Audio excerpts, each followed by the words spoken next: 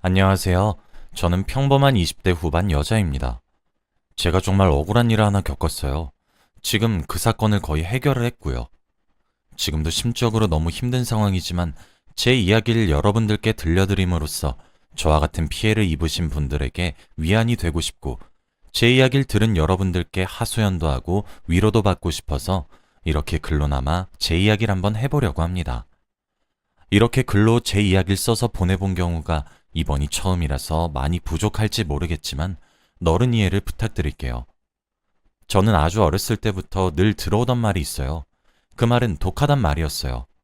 저는 어렸을 때부터 항상 목표가 많이 뚜렷한 아이였습니다. 하고자 하는 일은 반드시 해내었고 또 목표를 이루기 위해 많이 노력을 하는 그런 아이였어요. 공부하는 것에 대한 욕심이 조금 많은 아이였다고나 할까요? 저는 정말 앞만 보고 달려왔다고 해도 과언이 아닐 정도로 누구보다 열심히 살았다고 자부합니다. 그 결과 제가 하고자 했던 분야에서 나름 성공을 했고 좋은 기업에서 일을 하고 있어요. 여자의 몸으로 현장까지 뛰고 있어서 정말 열심히 살아가고 있습니다. 그렇게 모든 것을 떳떳하게 제 손으로 일궈냈어요. 그런데 이런 제게 어느 순간부터 이상한 일이 일어나기 시작했습니다. 저는 현장과 사무실을 오고 가며 직장 생활을 하고 있었어요. 그래서 제 직장 생활은 조금 불규칙합니다. 아무래도 업무 특성상 현장에 나가게 되면 사실 계획대로 일이 흘러가지 않는 경우가 비일비재해서 사무실에 복귀를 못하는 경우도 많이 생깁니다. 그리고 외근도 잦기도 하고요. 사무실에서 처리해야 할 일이 아예 없는 것도 아니기 때문에 불규칙적으로 사무실에 출근을 하게 되는데 그럴 때마다 제 책상에 참 별의별 물건들이 생기기 시작했어요. 처음에는 손거울이나 빗같이 생활용품이나 초콜릿이나 사탕같이 사소한 것들이었습니다. 먹거리나 일상생활에 쓰이는 소박한 물건들이 그것이었죠. 그리고 항상 작은 쪽지가 함께 놓여져 있었습니다. 연주씨, 오늘도 힘내세요. 항상 응원하고 있어요. 연주씨, 오늘 하루도 활기차게. 화이팅! 이런 응원의 글이나 안부 인사 같은 거였습니다. 처음엔 회사 내에서 제게 호감을 가지고 계신 분이 있구나 하며 별 대수롭지 않게 넘어갔습니다. 왜냐하면 저는 결혼까지 생각하고 있는 남자친구가 있었거든요. 그런데 선물의 가격과 놓여지는 쪽지의 수위가 점점 과해지기 시작했습니다. 남자친구에게 이야기라니 그런 사람에겐 관심을 주는 것조차 위험할 수 있으니 무시하라고 하길래 무시하며 지냈습니다. 그런 사람들에게 신경을 쓰는 모습을 보이는 것조차 자극이 될 수 있다는 것이 남자친구의 의견이었고 저 또한 동의하고 있는 부분이었기 때문에 똥이 더러워서 피한단 마음으로 모른 척했습니다. 당연히 그동안 받았던 물건들은 단 하나도 사용하지 않았고 먹을 것과 같이 보관이 필요한 것들은 저희 사무실에 있는 텅비실에 비치해 두었고 저는 손 하나 대지 않았습니다. 하지만 어느 날 다이아가 박힌 귀걸이가 제 핸드백에 몰래 놓은 것을 발견하고 온몸에 소름이 끼쳤고 그 옆에는 제 다리를 몰래 찍은 듯한 사진이 인화되어 함께 놓여져 있는 것을 보고 공포심이 들었습니다. 함께 동봉된 쪽지에는 저를 희롱하는 듯한 문구들이 적혀져 있었습니다. 그때부터 소름 끼치는 쪽지들이 곧잘 오기 시작했어요. 사랑한다는 말과 함께 차마 입에 담기 힘든 수위의 말들을 내뱉었죠. 결국 저는 참다 못해 남자친구와 의논을 했고 신고를 하기로 결정을 했어요. 하지만 아무런 증거가 남아있지 않았습니다. 차라리 제게 번호를 바꿔서 문자를 보내거나 그런 식으로 흔적이 조금이라도 남는 연락을 했다면 IP를 추적했을 수도 있고 어떻게든 연락의 출처를 알아냈을 것인데 전부 손편지로 보내왔고 사진 같은 것도 직접 인화를 해서 보내왔기 때문에 증거가 없었습니다. 회사 사람들에게 제가 지금 곤란한 상황인 것 같다는 사실을 알렸지만 실질적으로는 아무런 도움이 되지 않았어요. 아무도 제 책상에 그런 것들을 놓아둔 사람을 본 적이 없다고 하셨거든요. 그러던 어느 날이었습니다. 그날 현장에서 커다란 문제가 생기면서 그 비책임자였던 제가 현장으로 달려나가야 했고 거기서 정말 온 힘을 다해 문제를 해결하고 있었습니다. 그때 회사에서 제게 전화가 걸려오더군요. 전화를 받아보니 부장님이셨어요. 부장님은 지끈거린다는 듯 가라앉은 목소리로 당장 회사에 복귀하라고 얘기하셨고 저는 또 무슨 일이 터진 건가 염려되어 부랴부랴 문제를 해결하고 급히 회사에 복귀했습니다. 현장에서 입은 옷도 제대로 갈아입지 못하고 아주 급하게 말이에요. 사무실에 도착해 부르셨냐는 제 말이 채 끝맺어지기도 전에 이미 제 고개가 돌아가 있었습니다. 눈앞이 아찔해지고 얼얼하다는 생각이 드는 것과 동시에 저는 이미 패대기 쳐져서 바닥에 처박혀 있었고 덩치 있는 여자 셋이 제게 달려들어 저를 밟고 욕하고 때리고 있더군요. 영문도 모르고 그렇게 계속 맞았습니다. 부장님과 차장님이 말려주지 않으셨다면 저는 아마 더 크게 다쳤겠죠. 코에서 피가 났고 어지러웠습니다. 저는 대리님의 도움으로 병원으로 옮겨졌고 병원에 가니 뇌진탕 증세가 있었고 눈썹 밑이 찢어졌더군요. 그뿐 아니라 언제 밟혔던 것인지 알 수도 없었는데 손에 금이가 있었습니다. 전치 7주의 외상을 입었다고 의사 선생님께서 말씀해 주시더군요. 저는 영문을 모르겠더라고요. 지금 어쩌다 이렇게 된 것인지도 모르겠고 아무것도 이해할 수가 없었습니다. 그날은 병원에 입원을 했고 며칠 후 퇴원해 회사에 출근을 했고 저는 따로 면담을 해야 했습니다. 저를 패대기 치셨던 세 분의 여성분들은 타부서의 차장님의 와이프 되시는 분과 그 자매분들이셨습니다. 제게 그렇게 화를 내고 욕을 하고 폭력을 행사했던 이유는 제가 그 차장님과 불륜을 저질러서라고 하시더군요. 너무 어이가 없었고 화가 났습니다. 왜냐면 저는 불륜을 저지르지 않았거든요.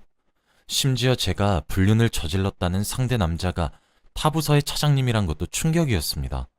저는 차장님과 말 한마디 섞어보지 못했었거든요. 저희 부서 부장님과 차장님과 진행된 면담에서 저는 이미 불륜을 일으킨 행실이 나쁜 여직원이 되어 있었고 제가 아무리 아니라고 말씀드려도 믿질 않는 눈치셨습니다. 제가 병원에서 치료를 받는 동안 이미 회사 내에 소문이 쫙 퍼져 있었고 저는 불륜녀가 되어 있었습니다. 그리고 그 사이 인트라넷에 익명의 글들이 쏟아지게 나오면서 허위 사실들이 유포되고 있었고 저와 타부서의 차장님이 함께 손을 잡고 모텔에 나오고 있다는 목격담들도 쏟아지고 있더군요. 그때 제 심정은 말로 표현할 수가 없었습니다. 저는 제가 일하는 분야를 사랑했고 그래서 성공하고 싶어서 20살에 대학 입학을 한 이후 단 한 번도 제대로 쉬어본 적이 없어요. 공부에 최선을 다했고 조금의 휴식기 없이 회사에 입사를 했었습니다. 남들보다 욕심이 조금 더 많은 편이고 일에 대한 애착도 강한 편이라 야근과 특근을 가리지 않고 미친 듯이 일에 매달렸고 지방에 출장을 가거나 현장을 방문하거나 모두가 꺼리는 귀찮은 것들을 제가 다 끌어안으며 더 많은 것을 보고자 했고 배우고자 했었습니다. 사랑과 애정을 가득 담았고 애사심을 잔뜩 가지고 일하는 것에 제 몸을 갈아 넣었는데 그런데 그렇게 열심히 살아온 대가가 고작 이런 오해라는 것이 너무 용서할 수가 없었습니다. 그리고 그런 저를 타부서의 차장님이 찾아오셨더군요. 제가 차장님을 보고 화가 더욱 났던 것은 첫째로 차장님께서 우리 관계가 불륜이라고 회사에서 본인 입으로 떠벌려서 기정사실화가 되었다는 점과 둘째로는 제게 공포심을 심어주어 스토킹한 진범이었단 사실이었습니다. 차장님이 저를 찾아오셨을 때 저는 사과를 하거나 죄를 고백하거나 둘 중 하나의 행동을 취하리라 믿었어요. 하지만 전혀 아니었어요. 아니, 사과는커녕 오히려 차장님께서는 제게 마음을 고백하기 시작했습니다. 처음 저희 팀에 업무상 상의할 일이 있었는데 그때 저를 보고 첫눈에 반하셨다고 했습니다. 자신이 꿈에서만 그리고 있었던 이상형과 똑같이 생겼다고 하면서 말이에요. 자신이 짓궂게 쪽지를 써서 넣어놓고 아무렇지 않은 척 구경을 하면 깜짝 놀라는 제 모습이 너무 귀여웠고 남자친구가 있는 것도 알고 자신이 아내와 아이가 있는 유부남이지만 이루지 못할 사랑이란 것을 너무 잘 알지만 그래도 사랑이 죄냐고 마음을 어떻게 주체하겠느냐고 이왕 이렇게 일이 커진 거 함께 야반도주하자고 하더군요. 저는 정신이상자를 본 적이 없는데 차장님이 그것과 다를 바가 없더군요. 저는 모든 대화 내용을 녹취하고 있었고 차장님께 단호하게 거부 의사를 밝혔습니다. 너무 괴롭고 힘들고 대체 내게 왜 이러는지 모르겠다고 하지 말아주길 바란다고 똑부러지게 말을 했고 더 나아가 제대로 된 해명과 공개적인 사과 또한 반드시 해주셔야 될 거라고 으르렁대기도 했죠. 회사에서는 퇴사를 권유하려 했지만 저는 응하지 않았습니다. 여자라는 이유로 피해자인 제가 숨어버리는 것은 용납할 수가 없더군요. 그리고 그러고 싶지도 않았습니다. 제가 왜 하지 않은 짓을 근거 삼아 손가락질을 받아야 하는지 진심으로 알 수가 없었으니까요. 하지만 아무리 기다려도 사과가 없었고 결국 기다릴 만큼 기다렸다고 판단한 저는 법적으로 대응을 하기 시작했습니다. 저를 폭행한 세 여자분도 폭행죄로 고소를 했고 인트라넷에 사실이 아닌 내용을 쓰신 모든 직원들을 명예훼손죄로 고소를 했습니다. 뿐만 아니라 녹취 파일을 근거로 차장님 또한 스토킹으로 고소를 진행했고요. 그래도 아내 되시는 분께서 제가 오해를 받았다는 사실을 아시자마자 절 찾아와서 진심으로 사과해 주셨고 추후 병원비와 상담 진행 그리고 합의금까지 제시해 주셨습니다. 자신의 남편이 불륜을 저질렀단 말에도 마음이 무너졌을 텐데 그게 혼자만의 짝사랑에 범죄를 저질렀다는 진실은 어쩌면 아내 되시는 분의 마음을 얼마나 지옥으로 만들었을지 가늠조차 되지 않아서 저 또한 원만하게 합의하길 원했습니다. 물론 아내분의 자매들까지 말입니다. 그 과정에서 아내 되시는 분께서는 극심한 스트레스로 유산을 하셨다는 이야기도 알게 되었고 곧 이혼을 할 거란 사실도 알게 되었습니다. 아내분께서는 너무 미안해서 이거라도 주고 싶었다며 제게 작은 상자를 하나 꺼냈더군요. 그 상자에는 제가 이제껏 받은 소소한 선물들부터 비싼 고가의 선물들을 산 영수증들이었습니다. 아마 제게 선물을 하고 그 미친놈은 기념이랍시고 예쁜 상자에 하나씩 차곡차곡 넣어놨나 보더군요. 아내분께서도 그 상자를 발견하게 되면서 불륜이라고 오해를 했다고 하셨어요. 눈물을 뚝뚝 흘리시며 말씀하시는데 참 그 마음이 어떠실지 짐작조차 되지 않더군요. 다행히 제가 보관만 하고 있었던 선물들의 품목들과 전부 일치해서 제게 유리한 증거로 작용되었어요. 당연히 명예훼손 소송에서도 승소했고 저는 합의고 나발이고 처벌의 의사가 무척 강력했기에 저에 관해 헛소리를 말한 사람들 모두 꽤 큰 금액의 벌금을 내야만 했습니다. 확실히 제가 법적으로 대응을 엄하게 하기 시작하니 회사 측에서도 더 이상 이상한 헛소리가 나돌지 않더군요. 저는 모든 법적 공방 내역을 인트라넷에 글을 쓰면서 공론화시켰고 만일 이 시간 이후로 또 다른 헛소리로 제 명예가 훼손된다면 2차 법적 공방까지 불사하겠다고 암시했죠. 그쯤 했더니 회사 측에서도 제 결백을 조금 믿어주시기 시작하셨습니다.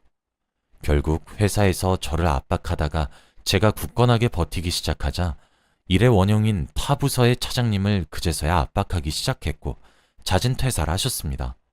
아마 꽤 큰 위자료를 물어내야겠죠.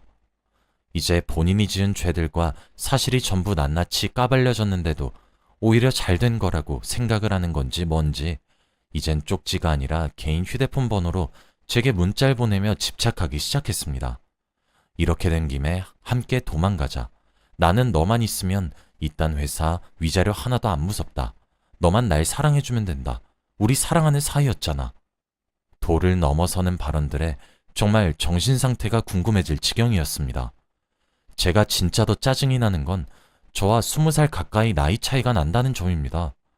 대체 무슨 자신감으로 그런 착각을 저렇게 당당하게 하고 계신 건지 참 알 수가 없더라고요. 그 연락들도 모았더니 좋은 증거 자료가 되어서 법적 공방에 저는 한층 더 유리해졌고 그걸 근거 삼아서 접근금지 신청까지 완벽하게 끝낼 수 있게 되었습니다. 저는 그 이후로 여자든 남자든을 떠나서 누군가 크게 소리를 지르면 제가 패대기 쳐졌던 당시가 떠올라 호흡하는 것도 곤란해질 만큼 힘들어지곤 합니다. 제가 강건한 태도를 취하며 일을 진행하니 저에 관한 오해가 사라졌다는 사실은 머리론 알고 있지만 제게 웃으면서 인사하는 다른 사람들을 보고 있으면 속으로는 날 아직 불륜녀로 알고 있는 것은 아닌가 하며 무척이나 마음이 혼란스러워지곤 합니다. 대인기피증도 생겼고 공황장애도 생겼어요. 계속 상담 치료를 병행하면서 많이 나아져가는 중이지만 여전히 많이 힘들긴 합니다. 정막이 흐르는 장소에 있으면 숨을 잘 못 쉬고 갑갑해집니다. 자꾸 누군가에게 내가 지금 무엇 하고 있고 그게 왜 정당한지에 대해서 설명을 하려고도 하고요. 잠을 잘만 자던 저였는데 불면증이 생기고 악몽을 꾸기 시작하면서 살도 미친 듯이 빠졌어요. 다이어트에는 마음고생이 답이라고 하더니 그 말이 이해가 가서 웃기면서 씁쓸하네요. 그래도 정말 거지 같은 경험을 선사해준 그 미친 사장님께 한 가지 너무 고마운 점이 있다면 제가 지금 3년째 만나고 있는 남자친구와 결혼을 조금 앞당겨서 하게 해준 점 하나가 있습니다. 소송들을 진행하는 과정에서 정말 심신이 지쳤어요. 이런 싸움을 세상을 살아가면서 누가 해봤겠고, 했다고 해도 얼마나 해봤겠습니까? 전부 다 하나같이 낯설었고 자꾸 입증해야 하는 상황들이 너무 힘들었고 무서웠습니다.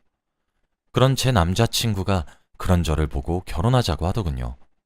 제 남자친구도 일련의 상황들을 제가 미주알 고주알 이야기를 했었기 때문에 다 인지는 하고 있었으나 막상 소송까지 진행해야 된다는 것을 알게 되고는 제게 지켜주고 싶다고 이야기를 해주었습니다. 혼자서 내버려두고 싶지 않다고 자기가 함께 싸워주겠다고 하면서요. 정말 고마웠고 저 또한 그런 남자친구의 마음을 기쁘게 허락했습니다.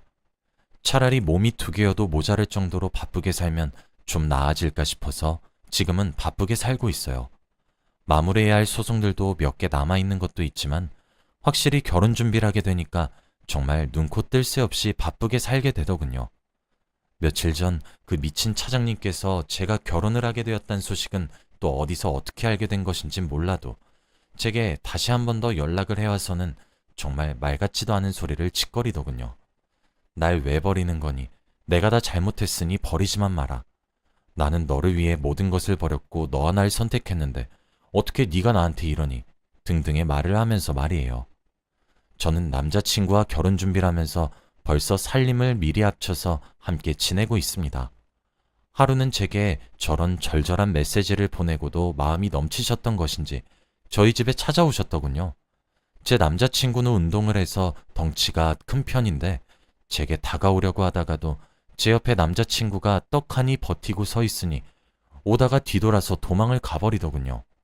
늙은 40대 아저씨가 후다닥 뒷공무니가 빠져라 도망가는 모습이 어찌나 우습던지 고작 저런 놈 때문에 내가 이렇게 힘들었나 싶어서 조금 후회가 되더군요. 업무상 휴대폰 번호를 쉽게 바꿀 수 없어서 내버려 두었는데 이젠 바꾸려고 합니다. 저는 남자친구와 결혼해서 안전하게 행복하게 살려고 하고요. 고작 저런 못난 사람 때문에 더 이상의 일상 파괴는 당하고 싶지가 않아요. 그래도 상담과 약물 치료를 병행해서 그런지 저는 점차 빠르게 나아지고 있긴 합니다. 또 이제 제 평생을 함께할 남자친구가 있어서 그런지 굉장히 많이 안정이 되었어요. 그래도 이번 일을 기회 삼아 저와 제 남자친구의 단단한 사랑을 확인하게 된 것 같아 그거 하나는 좋네요. 저는 아마 일을 다 해결하고 난 뒤 다른 지사로 발령을 받을 것 같아요. 회사 측에서도 걱정이 되셨는지 제게 다른 곳으로 발령을 받아도 괜찮다고 권유해 주시기도 했고요. 꼭 제가 버텨야만 하는 것이 아니라고 하더라고요. 감당하기 힘들다면 잠시 피하는 것도 방법일 수 있다는 남자친구의 말을 따르기로 했습니다. 만일 저와 같은 피해를 당하신 분들이 계신다면 제 이야기를 떠올려서 용기를 내셨으면 좋겠습니다. 잘못한 사람은 피해자가 아니라 가해자란 사실을 항상 명심하시길 바라고요. 제 이야기는 여기까지입니다. 긴 이야기 들어주셔서 정말 감사해요. 저는 앞으로 행복해지려고 노력하려고 해요. 여러분들도 평안한 하루 보내시길 바랄게요.